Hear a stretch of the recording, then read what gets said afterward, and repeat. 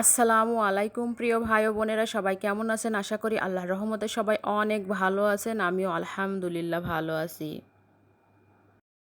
আজকে আপনাদের মাঝে অনেক মজাদার একটা মিষ্টি খাবারের রেসিপি নিয়ে চলে এসেছি। সেটা হচ্ছে সুজির রসবড়া বা সুজির রসভরি পিঠা। সুজি, ডিম এবং দুধ দিয়ে এই মজাদার রসবড়াটা আমি তৈরি করেছি। খুবই সহজ একটা রেসিপি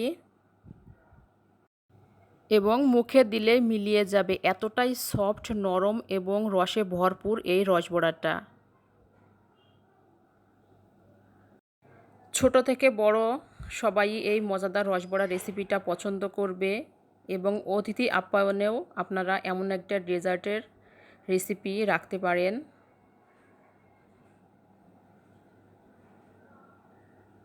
আমি একটা রসবড়া আপনাদেরকে কেটে দেখাচ্ছি যে এটা কতটা সফট, নরম এবং রসালো।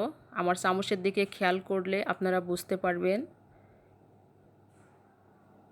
এই যে দেখুন কতটা নরম হয়েছে এবং রসালো, রসে ভরপুর। এই যে দেখুন সফট। তো চলুন দেখে আসি এই মজাদার রেসিপিটা আমি কিভাবে তৈরি করেছি। প্রথমে এখানে আমি 3টা ফার্মের মুরগির ডিম নিয়েছি। এখন দিয়ে দেব এখানে সামান্য পরিমাণে একটু লবণ,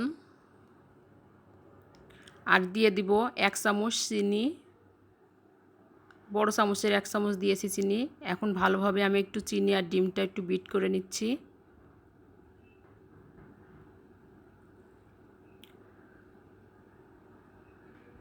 বিট করা হয়ে গেছে। এখন আমি দিয়ে দেব এখানে একটু ভ্যানিলা ফ্লেভার, যাতে করে ডিমের এক্সট্রা গন্ধটা না থাকে।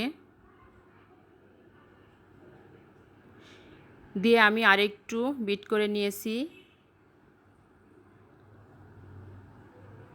এখন এ পর্যায়ে দিয়ে দিব আমি বড় সাইজের কাপের 1 কাপ সুজি। একটু একটু করে সুজি দিচ্ছি আর ডিমের সঙ্গে মিক্সড করে নিচ্ছি। সুজিটা একবারে দেওয়া যাবে না,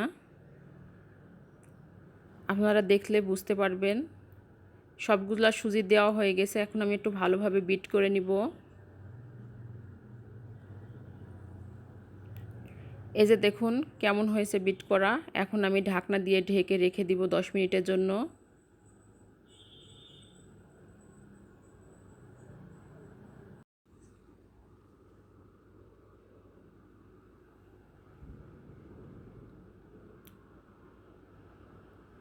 এদিক থেকে চুলাইতে আমি দুধ বসিয়ে দিয়েছিলাম। দুধটা ফুটে গিয়েছে। আমি 2 কেজি দুধকে জাল করে 1.5 কেজি করে নিয়েছি। একটু ঘন করে জাল করতে হবে।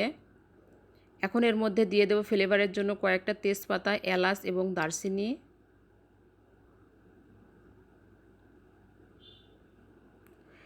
দিয়ে দেব এর মধ্যে আমি স্বাদ অনুযায়ী চিনি। টেস্টটা যার যার মতো পছন্দ অনুযায়ী চিনিটা দিতে পারেন। এখানে আমি বড় চামচের 5 চামচ চিনি ব্যবহার করেছি, আমার মিষ্টি অনুযায়ী, মানে যতটুকু আমার প্রয়োজন।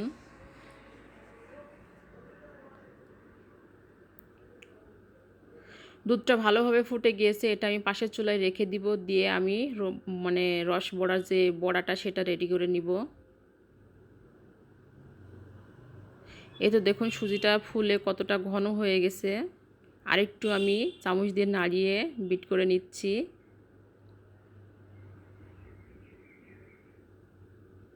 এখন আমি ভাজতে চলে যাব। চুলাইতে কড়াই বসিয়ে দিয়েছি এবং দিয়ে দিচ্ছি এখানে সয়াবিন তেল।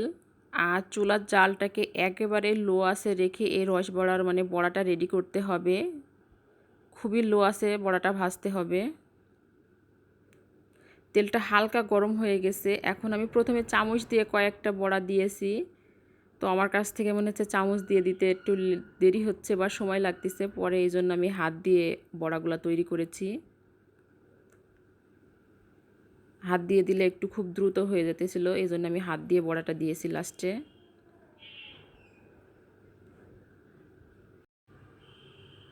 এই তো দেখুন আমি এক পাশ থেকে বড়াগুলোকে এভাবে তেলের ভিতর দিচ্ছি, আর একা একাই বড়াগুলো নিচ থেকে ছেড়ে এসে ফুলে উঠতেছে এভাবে।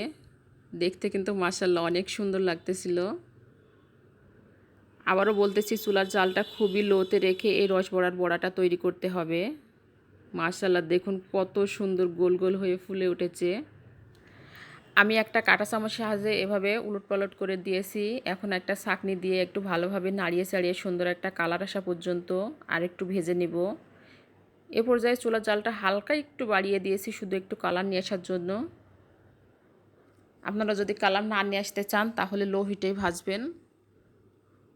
তো এই তো মাশাআল্লাহ সুন্দর একটা কালার চলে এসেছে। এখন আমি এগুলাকে উঠিয়ে নিব এবং আমি একটা মাটির পাতিলে উঠিয়ে নিয়েছি। আজকের রসবড়াটা আমি মাটির পাতিলে ভিজাবো।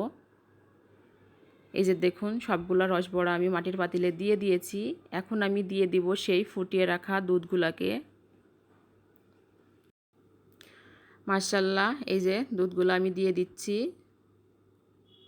তো দেখুন কতগুলা দুধ আমি এখানে দিয়েছি। একটু পরে দেখা যাবে যে দুধগুলা টেনে নিয়ে একেবারে শুকিয়ে রসবড়াগুলা ফুলে টইটুম্বর হয়ে গেছে। তো এখন আমি মশলাগুলা মানে তেজপাতাগুলো এর ভিতরে ঢুকিয়ে দিচ্ছি যাতে করে ফ্লেভারটা ভালো থাকে।